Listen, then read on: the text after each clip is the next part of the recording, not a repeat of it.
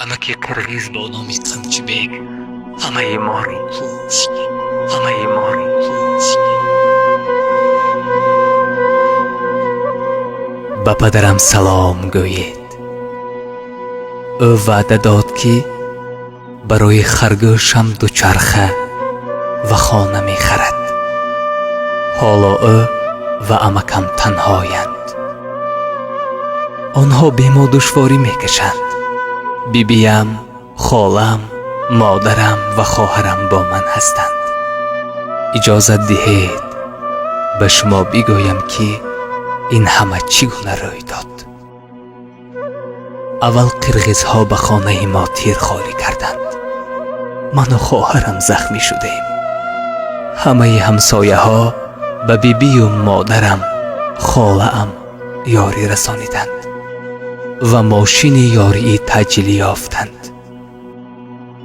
آنها می‌خواستند ما را به بیمارخانه مرکزی شهر برند. من گریه نکردم، چون که من مردم. مادرم به گوشم پیچی راست زد. شیری من، چشمت را نپوش. ما قریب آمدیم. دختران به تو به زودی کمک میکنند. تنها چشمت را نپوش. تو شیر هستی.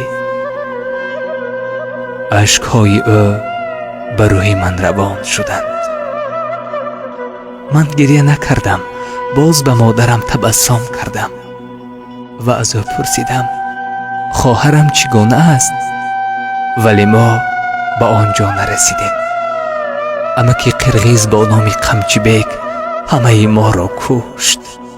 فرمان داد که کپرک را ویران کنند تا مردم به مرکز نرسد و آن زمان ماشین یاری تعجیلی ما از این کپرک حرکت میکرد.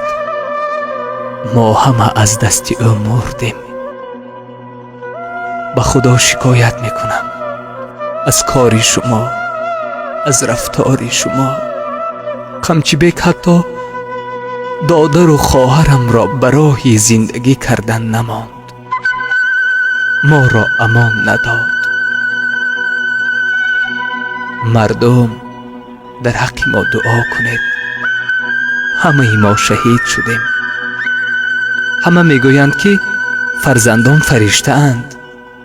مادران هم فرشته اند. جای آنها همیشه در بهشت است. اکنون شما مرا در آنجا خواهید یافت تا روز قیامت.